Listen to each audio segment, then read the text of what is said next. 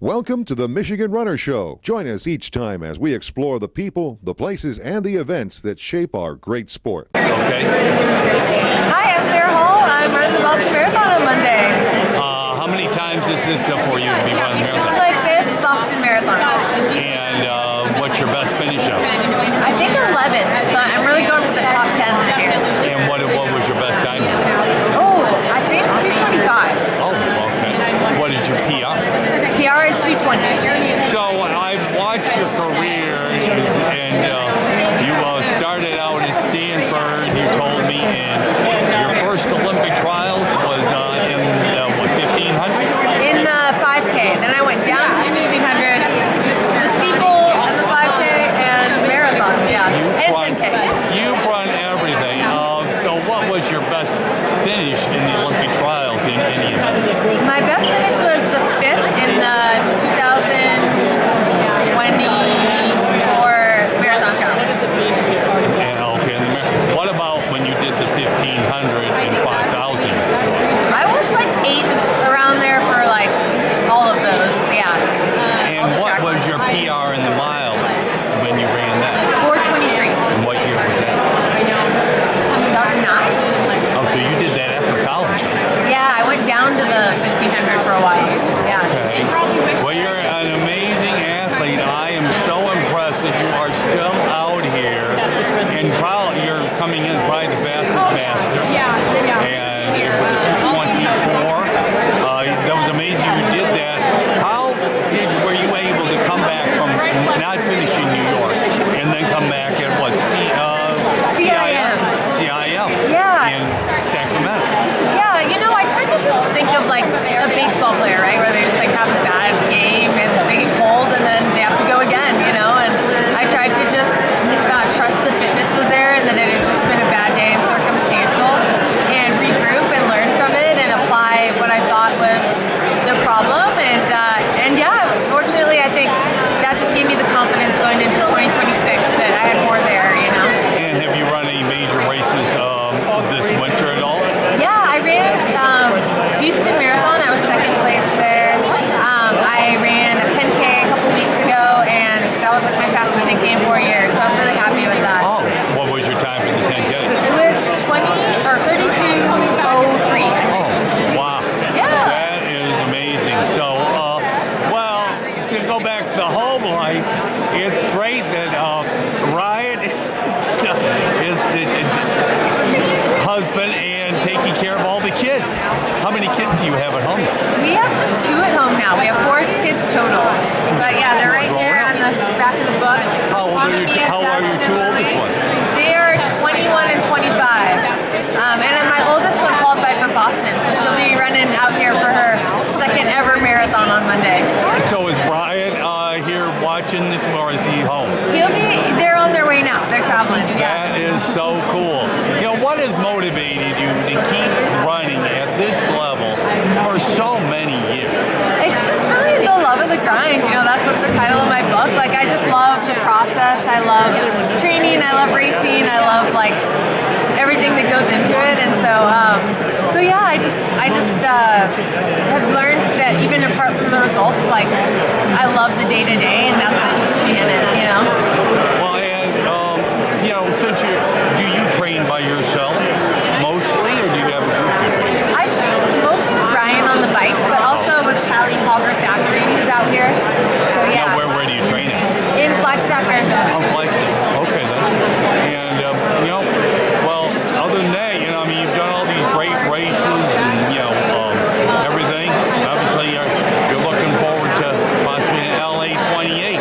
That's right. It's coming up. Yeah, it's going to be here really quick, and you're an inspiration to everybody. Oh, thank to you. See you out this, and for so many years, and like I said, you started in doing the mile, and now you're up here doing the marathon. Remind me of Rod Dixon, who was a great miler. Wow, I'll take that. Well, you're just like him. You're doing great, and mom and everything else. So good luck. Wish you the best, and I'll keep watching your career. All right, thank you so much. Have a great race on Monday. Thank you. Cool. That's 2, 3. Your name? Tatiana McFadden. So you're back here at Boston, and we're talking about How many times have you done this race? You said about 13 times, you think? About 13 times I've done this race, yes. And you've won it 5 times. Yes. Were they 5 in a row? They were pretty close to 5 in a row. At least 4 in a row. Okay. And so how's your training been going? My training's been really well. I've had a few changes this year in training, so we're testing everything out. We're training for the big games in 2028, so I feel like everything's a lead up to that. We want to do all the trial and error now, and the training's been going really well. So then you said you're in Maryland. So are you training by yourself, or you got other athletes around, or how's that all working? Yeah, right now I've been training by myself, or with the cyclists that are out there, but yes, mostly by myself as a wheelchair racer, which has been it's different, but it's also really nice as well. Kind of focus on the goals that I need to hit for that training session, and sort of be on my own schedule, which has been different but nice. So most of your training, when I used to do some para athletes, I used to hang out with. We would train at a local park that had a bike hike trail. Is that where you do most of your training, at a park like that, or what? No, I train on the BWI trail, so it's about 30 miles of paved road. Okay, then. It goes up and down, so you get some of the hill work. And then I hop into different neighborhoods for steeper hills to kind of get ready for Boston. Yeah, definitely a lot of turn. Yeah, so I do a lot of variations of training. And then you also have competed at the Winter Paralympics. And you told me your last round of that was in Panmunjom in Korea. Now, so when you train for the Winter Olympics and the para cross, where did you do that type of training? Yeah, so my last para training was in 2000, and it was in Sochi Games in 2014. Oh, 14, okay. And I was mostly in Colorado. Okay. And a little bit of in Utah as well, to get some of the altitude trainings between those 2 places.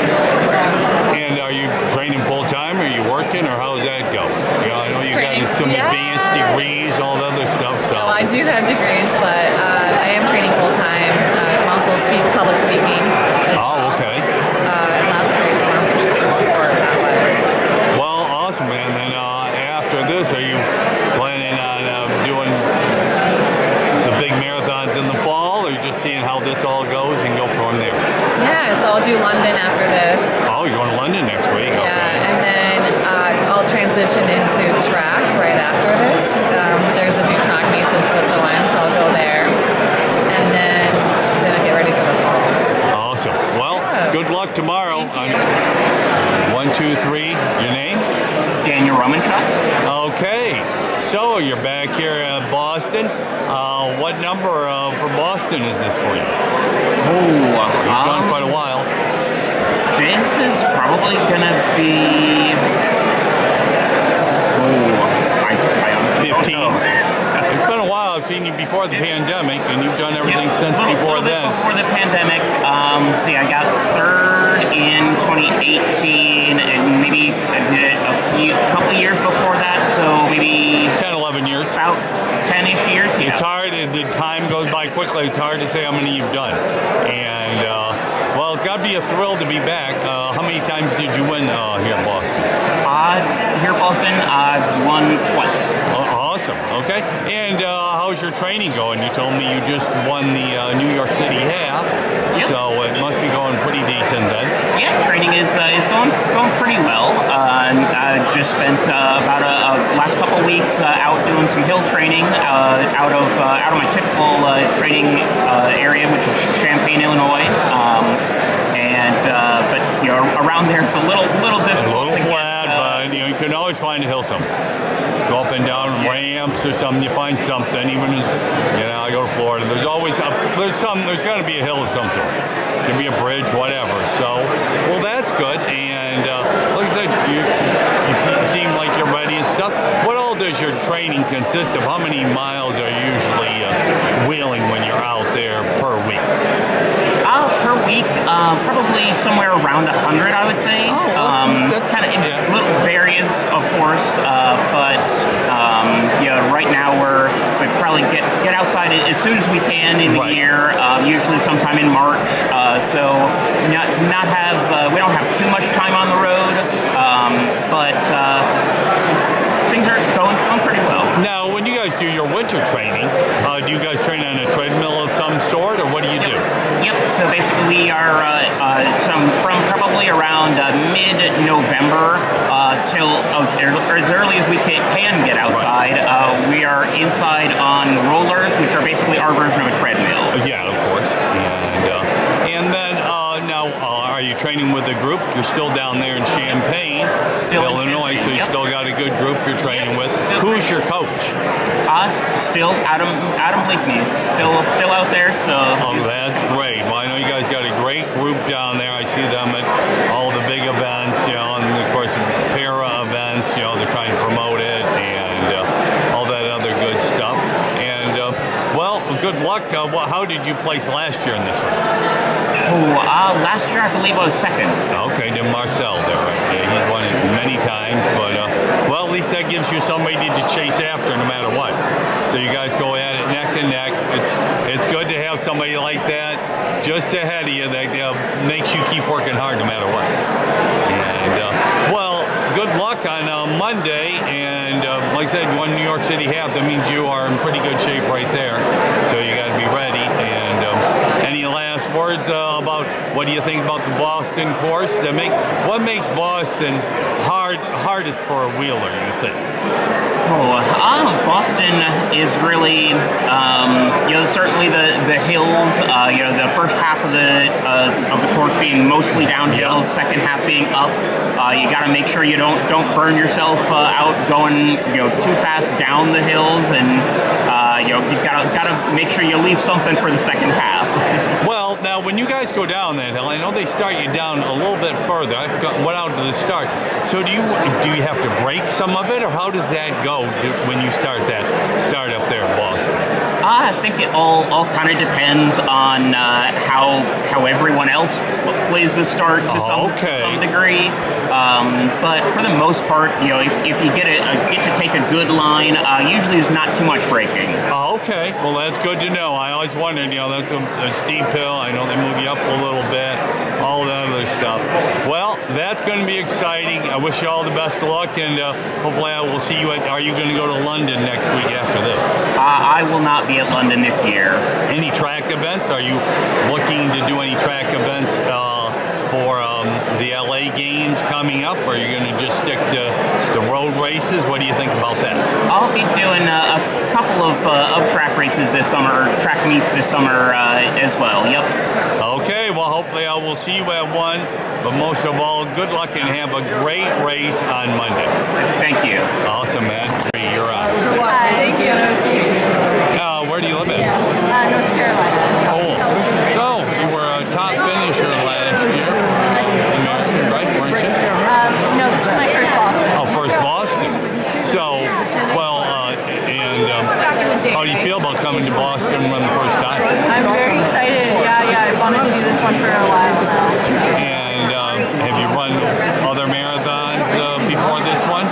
Yeah, I've done New York City in the fall, and then I did the Olympic trial. And so I'm sure you came back from 5 and 10K background. Where'd you go to college at? I went to Stanford. Here you go. Oh, okay. They always produce lots of great runners, stuff like that. And how long ago was your first marathon? My first marathon was the trial. Oh, okay. How'd you do there? I won. Super. So then you were in, how did you like being in Tokyo? How'd that work out? I was not in Tokyo. What's that?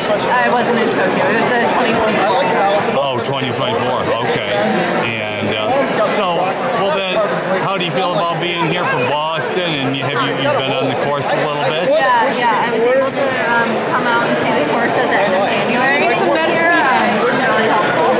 So yeah, I'm very excited to be here. It's a fun weekend, and I'm really excited about the field of American women that we have out there. Now, when they brought watch out. Did you come out here by yourself, or did they have a group of people out there? Mary Kate had us out here, which was great. So it was me and Alex Mayer, my teammate. Incredible.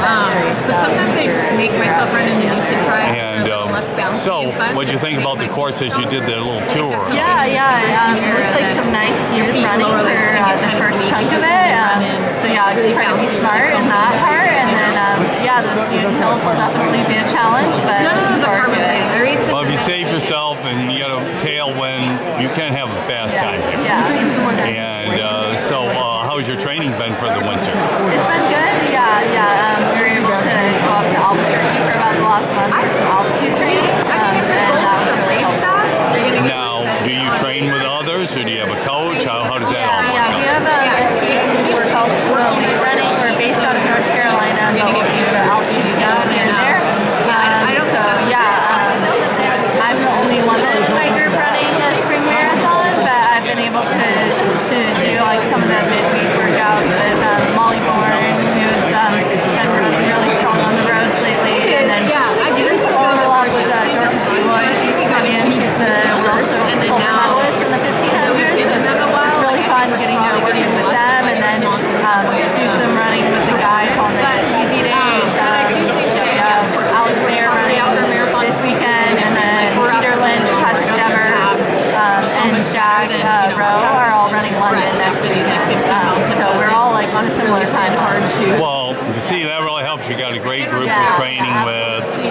And so I see you're with Puma. How long have you been with them? I've been with them since the start of 2021, so my whole pro career. Yeah. That's awesome. You know, they were never any distance. They were always sprinters, and now I pace some races, and they sponsored a few of our pace groups and stuff.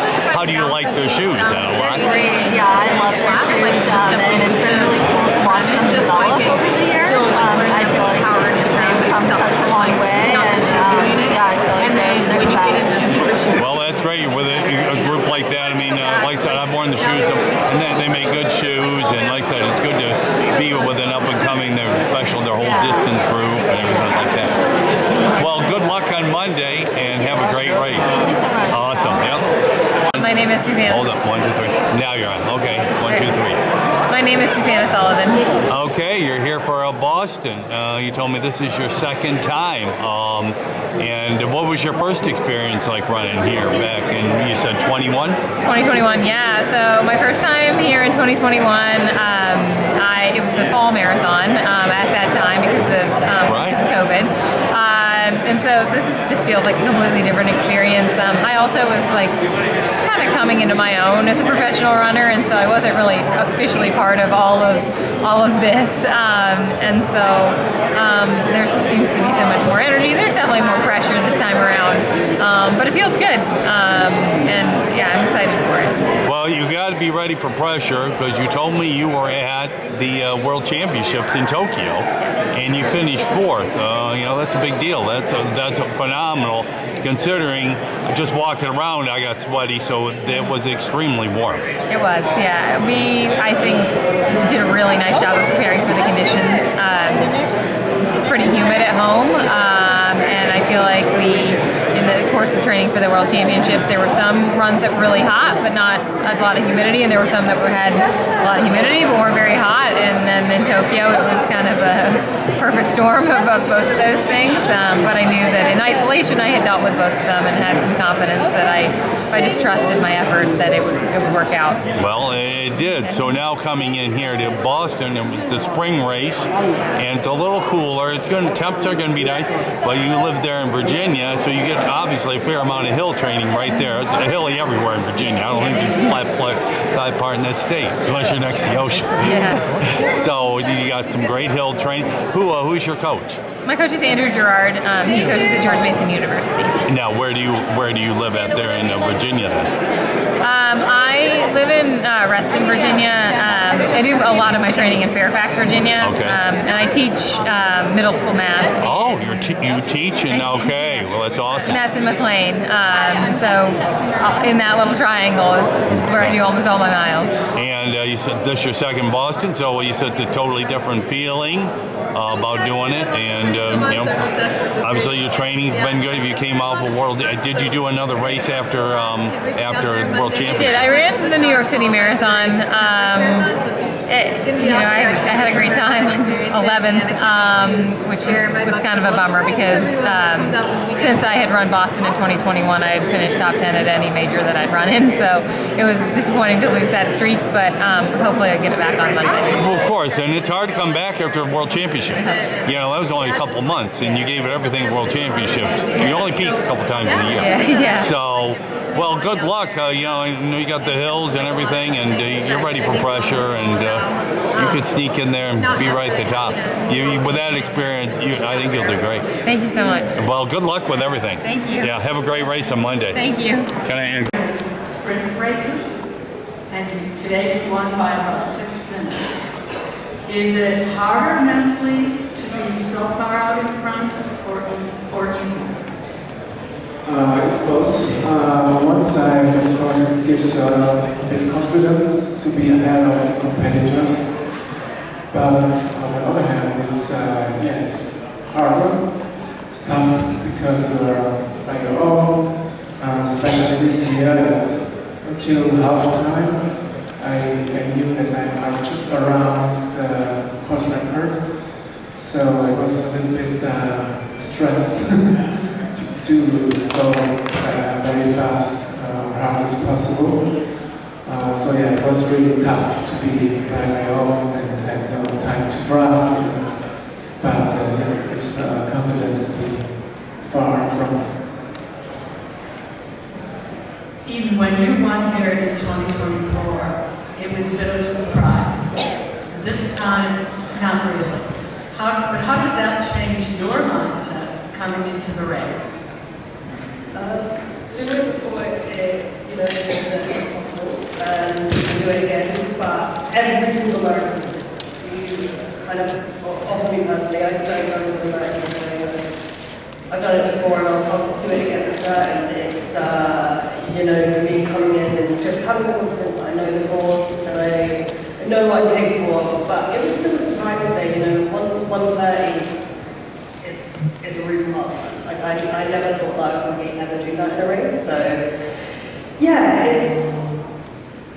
they're always different, but it's always a privilege and an honor. What were the conditions like for you out there today? They were perfect for me. The tailwind is always fantastic on this course. We get it on our way, so that definitely helps. And it was a little bit cold at the start, which I actually prefer. It felt a little bit like being at home. And then it warmed up sort of throughout it, so we went from cold really into the hills. So it was, for me, I couldn't have had a more perfect day ever. Any questions from anyone out there?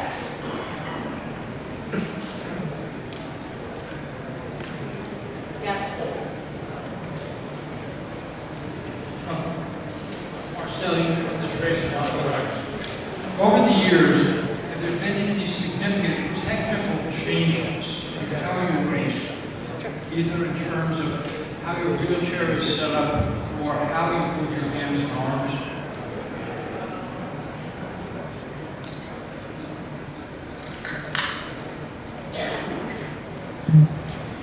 Yeah, I mean, it's some years ago when I won the first time, until then to now, we had a lot of changes.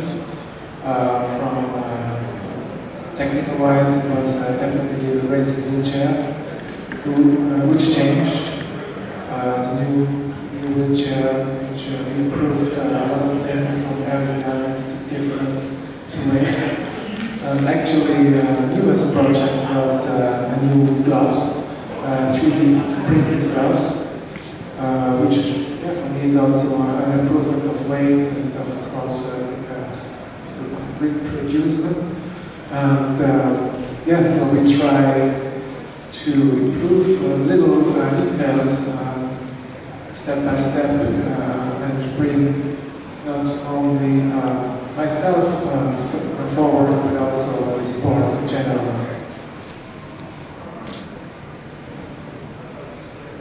My question is, Third is Benson Kipruto in 2:02:50.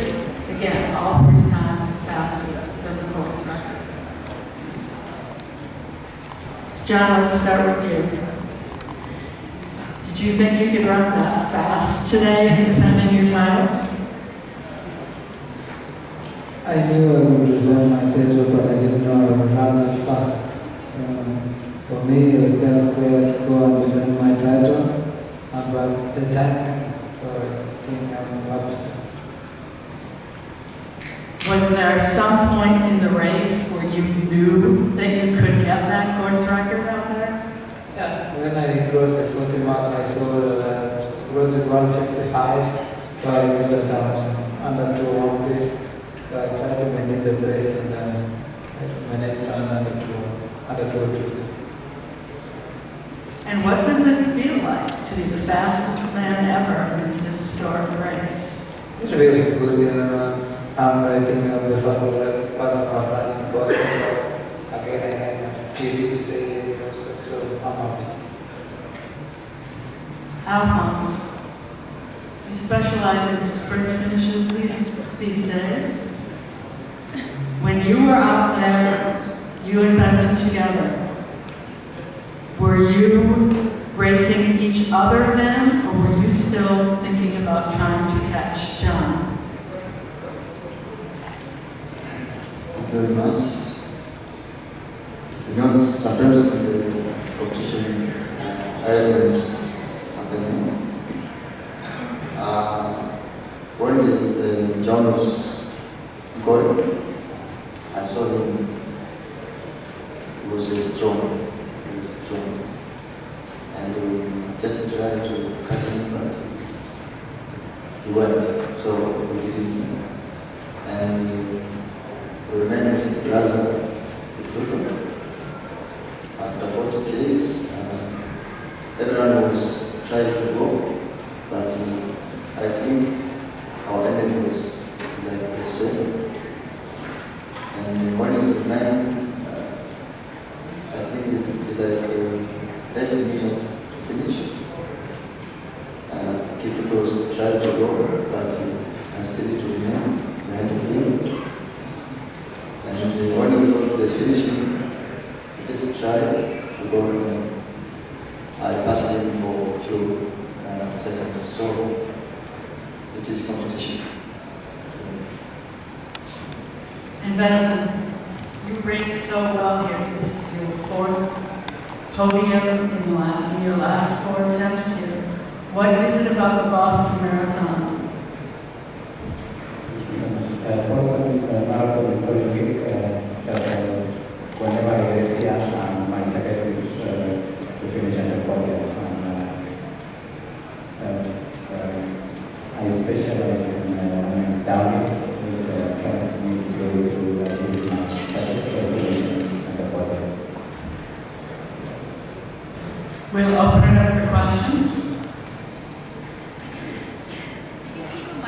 Dave? I was not that much worried because I knew I would close him. So I closed him and stayed him. I see he's not moving that fast, so I just had to push and left him. And when he went off, I was not worried that much.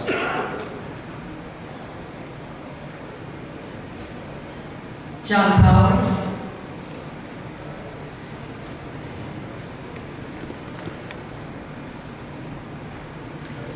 For John, you had said that last year, if you had had people pushing you the final 6 miles, you might have been able to break the record. You didn't have anyone pushing you the final 6 miles today. How are you able to break the record by so much by yourself? For me, last year I folded the start, so I was not sure that if I run faster, my leg would give out on me. But this year, coming to Boston, I was in pretty good shape, and I knew I can run fast, so it was just to see how fast I can run to the finish line.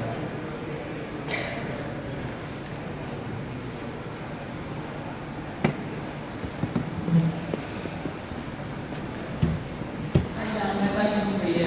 Is the world record on your radar?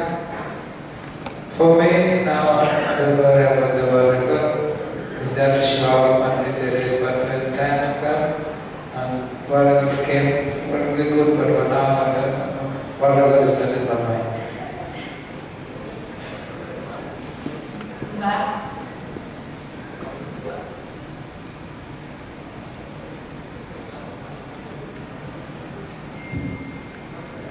John, Steve Buckley from The Athletic. You were seen on television being approached by Jack Fleming from BAA, and apparently he told you you would set a course record. Did you know that beforehand by seeing the clock, or was that when you first knew for sure? And also, can you discuss your jubilation receiving this news, because you were very happy? For me, when I closed the finish line, I didn't know I've run the cross record, and they told me that you have run the cross record. That's when I started to be happy.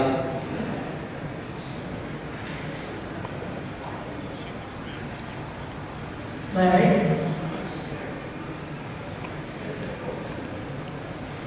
Hi, John. Congratulations again. What do you think made the biggest difference for you between your performance last year here and your performance this year here? Besides, I know the tailwind was a big thing, but you just you negative splitted, you looked fantastic the whole way, and you ran with confidence.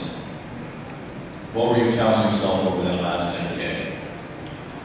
For me, the last 10K, I usually think about my training, and then hey, when I finish one kilometers, I still have 9 kilometers to go. When I finish 2 kilometers, I have still have 8 kilometers to go. So when I finish every kilometers, I say I still have how many kilometers to go. So when I finish like 5 kilometers, I say I still have 5 kilometers to go. So that's why I try to push as fast as I can. Understanding? All right, back to the TV first. And then front here in the center. Front here, right here in the center. Nobody get him. We'll take some photos over on the left side, to your left. And then some to your right. And John will keep you on stage and I'll throw some events and we'll have you guys step to the side. Thank you. And then John will just do the same thing. So take some pictures to the front and back. And then we'll take them to the left over here. And then over to the right. Okay? Thank you. Congratulations again. Congratulations. To our historic top 3 officials. Got 3 women.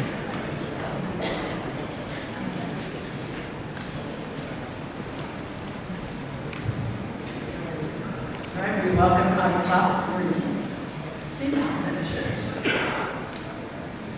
The defending champion, repeat winner, Sharon McCafferty, in a time of 2:18:51, which is the second fastest winning time in history, behind her first fastest winning time in history last year.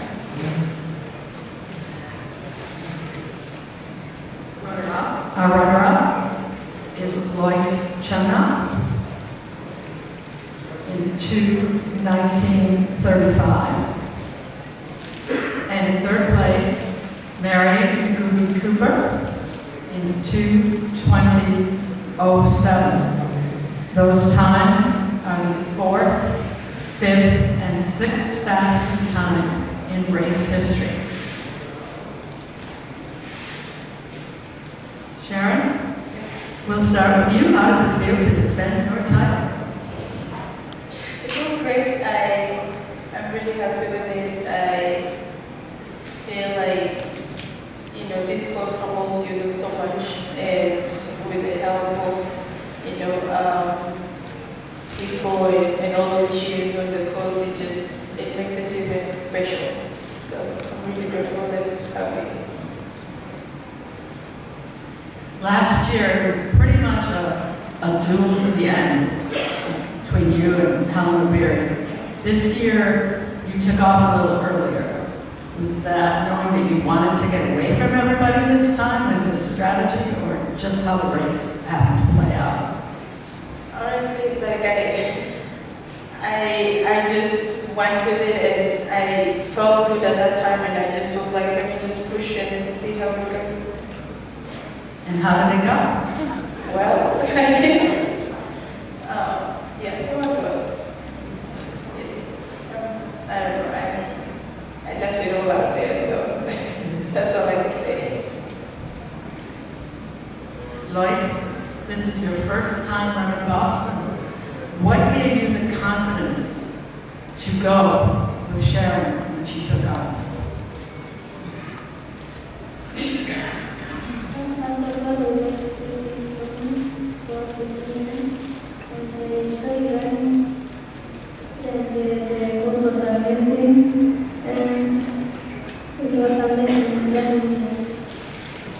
Had you run at all on the course or seen the course before today?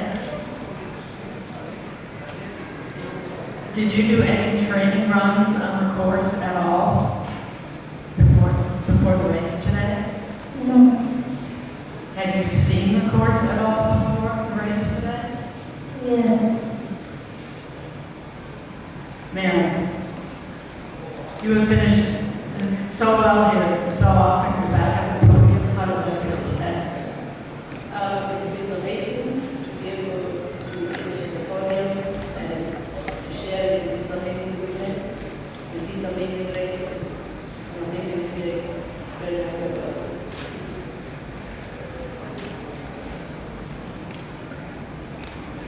This is your seventh time racing here, I believe. And this was your fastest time. Yes, it is.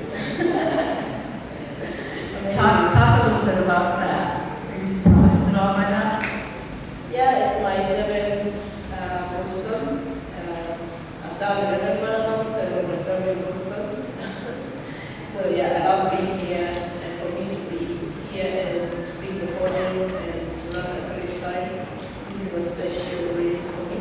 So to be able to do well and it means a lot to me. And I just feel like it's a way for me to say thank you for the people here who have always given me a chance, who have always believed in me when other people didn't. So it's to say thank you to Very Gage and the team for always giving me this chance. And yeah, coming here and running my fastest time, I believe it has given me confidence because I didn't have such a great race last year, and I got a point where I felt like, okay, maybe this is it for me, and so for me to be able to turn that around and come here and have a competitive race, it's such an amazing thing for me, and I'm very happy about it. We'll open it up for questions. And then over to the right side here. Perfect. And Mary and Lois, I'll let you guys go to the side, share your feet. And then just as we same thing, so we'll go to the back here. Over to the left. And then to the right over here. Okay. Thank you, Sharon. Ladies, we are to our top three female competitors.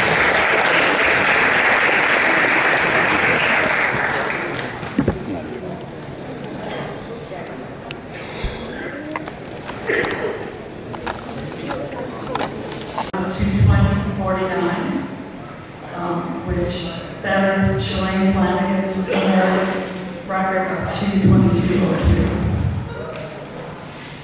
And Zohar with a time of 2:03.45 to better the record formerly held by Ryan Hall, 2:04.58. Let's start with this. You both looked so happy after seeing your time crossing the line. Jess, what did that feel like? I had no idea how fast I was running, so I was very pleasantly surprised when I got to the finish and realized what the official time was. But I think my MO has been to not focus so much on time throughout the race. I had a little bit of an idea of, what we were running ballpark-wise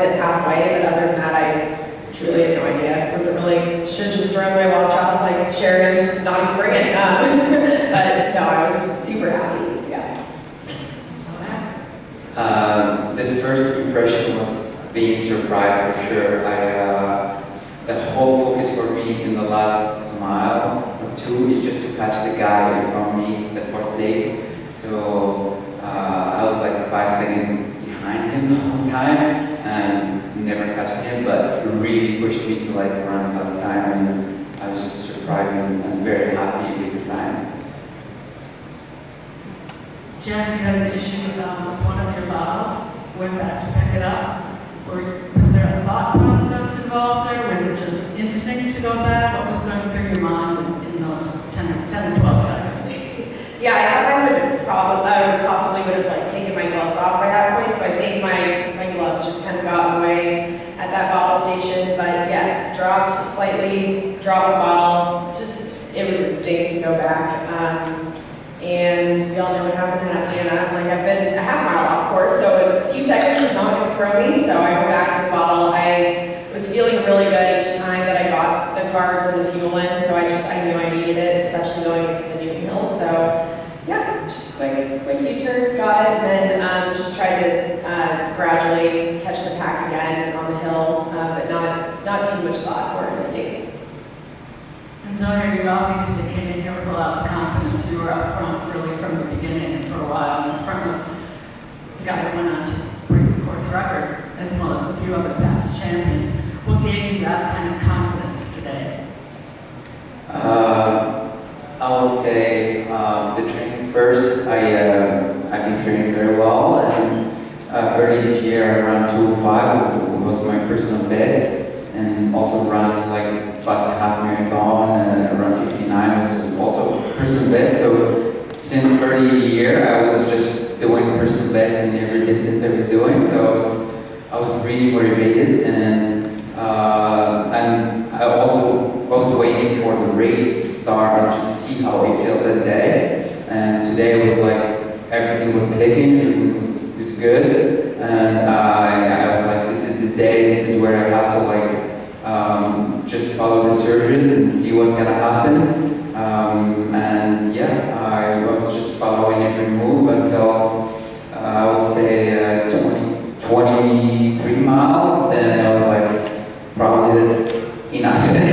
I have to like keep some energy for the last few miles, and yeah, that's it. We'll open up for questions. Jonathan?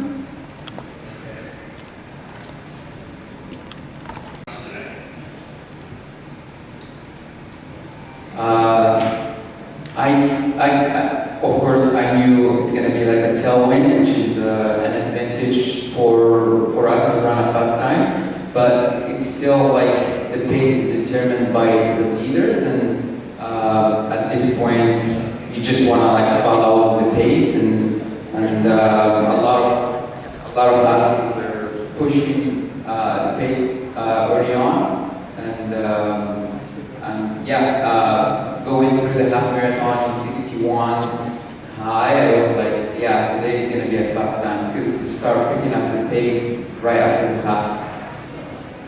Yeah, I think on the women's side too, there were rumblings throughout the weekend of tailwind and perhaps how the race would unfold with the weather conditions, but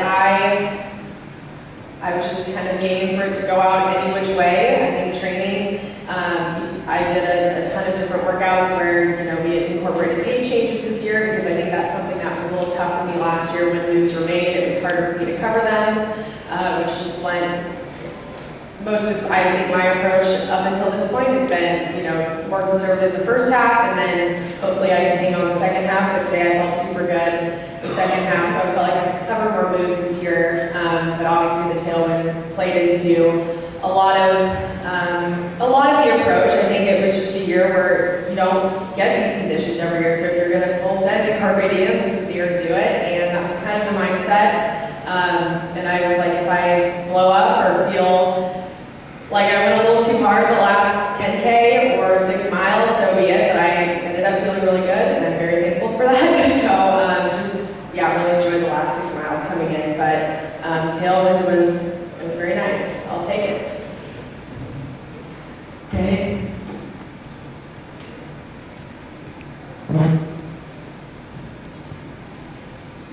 Hey Jess, congratulations congratulations. Probably more than anyone in the sport, you know what it's like to deal with the ups and downs of distance running. And you faced some really serious disappointment in your career. What kind of feeling do you have today after such a great race and everything worked? Thank you. Thank you for a good question, David. Yeah, I think, I don't know, it's a really good question. I feel like there are so many times in the sport that I had, you know, I have visualized having the moment and breaking the tape and getting the podium, and I think I kind of approached the sport as like train and do it at all costs. And that wasn't lending itself to much joy in the process, and I wasn't thoroughly enjoying racing. So this second go of my career, I'm just focusing more on, and we've all like heard the process-oriented approach, but truly I'm really enjoying being in the sport and competing at a high level and racing again and being a racer. And you know, the multiple fourth place finishes, the Atlanta situation, obviously you have feelings about those moments in the moment, but I think I've learned a lot from them, and I've gained a lot of perspective, and some days it's not going to be my day, but it's helped me just realize like when it is, I'm going to enjoy it, because it doesn't come very often. So today I'm just soaking it in, and I love Boston. Last year was so special, and I wasn't trying to replicate last year per se, but I mean obviously I wanted to come in and defend the first American title, and to do that on a day like today with amazing conditions and to run a time that I knew was maybe at some point in the wheelhouse of what I could do was really awesome. So I'm enjoying it, but yeah, I guess my brand, my brand is, you know, we pick ourselves up and we line back up again, and I'm going to keep taking opportunities to do that. So whatever the universe wants to throw at me, I'll keep taking it. We have a question over here again.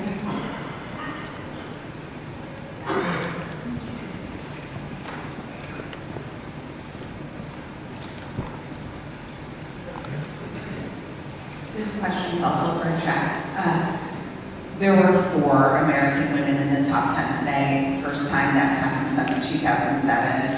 How proud are you and your fellow American women in finishing like this? And also, what do you think that says for the program moving forward? Yeah, it was awesome. I think we had a pretty strong pack for quite some time in the race. And, you know, looking to your left and your right, you got Dakota, you got Amanda Vestry, who's a total rookie, just putting herself in the front of the race from early on, and my fellow Brooks teammate, you have Susanna leading it. Annie Frisbee, she runs with so much like grit and strength, and I knew she'd be somebody over the latter half of the race that I 100% would have to keep my eyes on.